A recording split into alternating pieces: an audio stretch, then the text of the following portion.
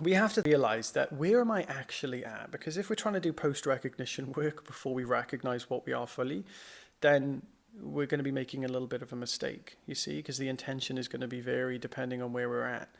So if you're at a stage right now where you are coming to challenges that you're facing on the spiritual path, after knowing that you're infinite, it's probably because you've known you're infinite, but right now you currently believe you're finite. You see, you must know you're infinite, but all of a sudden you must be back in ignorance. So there's a reason that you're coming back into ignorance. There's a reason that you're coming back into believing yourself to be temporary, limited, and finite. The reason is that you must have some evidence to suggest that you are temporary, limited, and finite. I find no evidence in my experience. When I look around, I don't see a single thing telling me I'm separate, individual, and finite. Most people do when they just come up from an awakening process. They come out and they say, oh my God, I was infinite, I'm infinite, oh my gosh, and blah, blah, blah, blah. They go back into a habit of thinking, behaving, and feeling like they are a separate, individual, temporary, finite person because their perceptions tell them that is true. Their perceptions tell them, well, I am at a distance from this. I am inside the body. I am inside the head. I am inside the mind. Well, I'm not inside the mind, but I feel like I am. We need to go to those feelings. That's the first thing to address. We need to do that like as a side project to uproot it completely, you see. This is something I share in my community, more so in the paid community. It's more of a post-recognition community where I take people through these kind of limitation remover workshops every single week. And that's something that we would do on that level. The other level would be to understand when a challenge arises, how to actually navigate that from the perspective of love and truth. So I'll give you an example. When I woke up to my true nature, it was just cold turkey ignorance to full recognition of what I am. But then I went back into patterns of thinking, behaving, and feeling, and I felt limited, temporary, finite. And then my perceptions told me different. My perceptions told me, but hold on a minute. Now I'm back believing I'm temporary, limited, finite because everybody else is different. I see a different world. The world seems to be solid and dense outside of myself.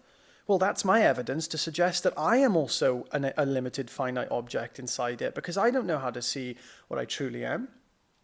I experienced it, but I don't know how I experienced it, you see? So it could have just been made up in my head. That is also going to be running in the background as well, you see? So this is something super important to realize when we are going through this process. It's an important aspect to recognize that this could happen.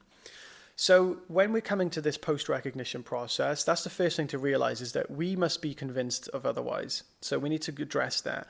The next thing then, when these arises, so as I was telling you back to the story I was on about, when I recognized what it was, I still had loads of conditioning. Everybody's going to have a lot of conditioning to recondition after they recognize their true nature. That might happen for the rest of our lives. We don't know, right? It doesn't matter if it does. The main thing is to know our being and know our truth. After this, I had to recondition mostly my perceptions.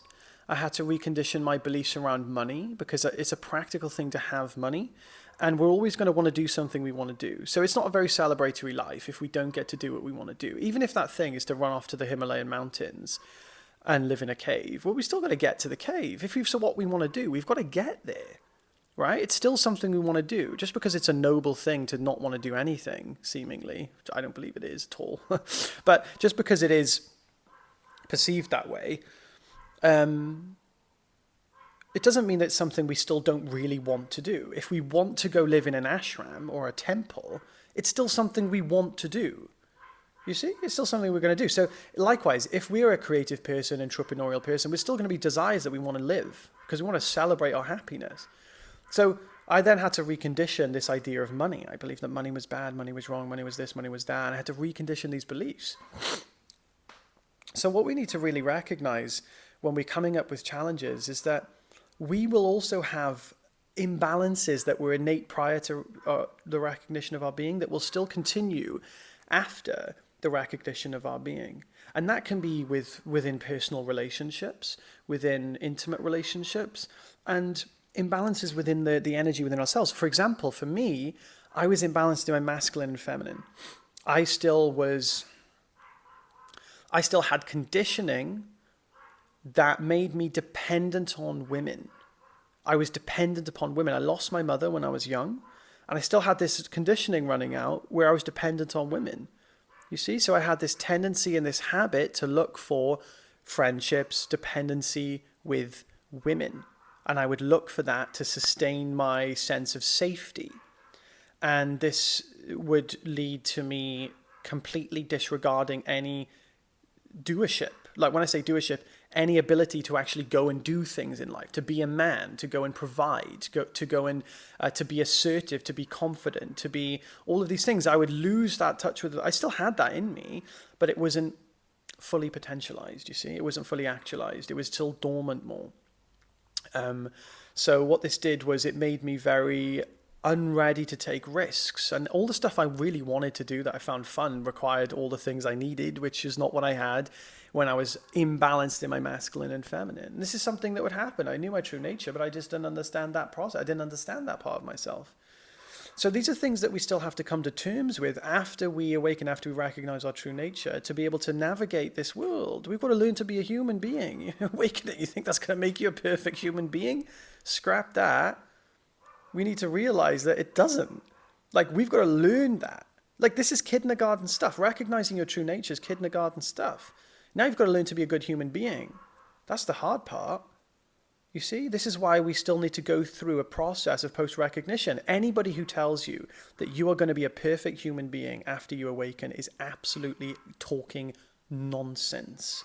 Nobody's going to be there. The idea of the Buddha is representational of our perfect state. So our perfect state, our true nature is absolutely perfect. Life is absolutely 100% perfect.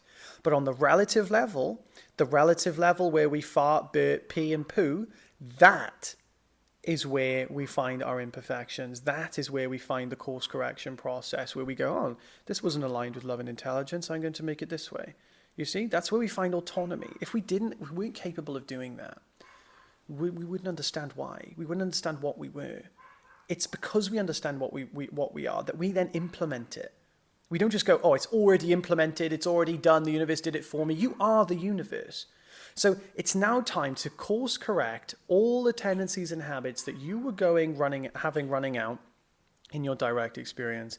And to do this, we simply qualify it by our true love and intelligence. So we may find challenging emotions arise, and it can pull us back into ignorance because of the weight that it had on us in the past.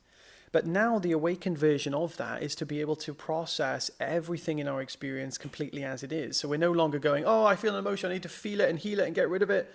No. I mean, just like you're experiencing everything else in your experience that willingly, lovingly, soulfully. You're not giving particular importance to it, just like you don't give particular importance to any experience. You listen to it while it's there, and then when it's not, it's not. You don't focus on it. It's there. I need to somehow heal it and let it go. You don't need to do that. So this is the main thing to realize in this part of the process, is that we don't need to heal in the same way we used to think we had to heal. All this healing stuff is a little bit of nonsense. The real healing comes from recognizing our true nature, bathing in the sun of being, and that will naturally arise then in a safe place, all the emotions and tendencies that had been residual in the past, and then we can process them. We just let them arise without resisting them. It's really not a hard thing to do. We let them come without resisting them. And we're not going to resist them because what? Because we've recognized our true nature, which means that we are non-resisting. We go to our being, we let ourselves be there, and we stop doing the things we used to do because we don't need to do them anymore, because suffering is no longer a problem. So we can give ourselves the freedom to suffer. In that recognition, there is no suffering. You see, we can allow these things to be there. The reason they were there before is because we didn't let them be there. I don't want to feel that. I don't want to feel that. We'll look at it in peripheral vision. Now we just look at, oh, there it is. Cool, amazing, fantastic. Let me carry on my day. So these are important things to note in this post-recognition process, because we can overthink, we can overanalyze, and it's nice to just have that guidance to be on the straight and narrow. So I hope this is helpful, guys. I have a free community. The link is in the description. If you'd like to join, I would love to see you there. Have an amazing day, guys. Take care.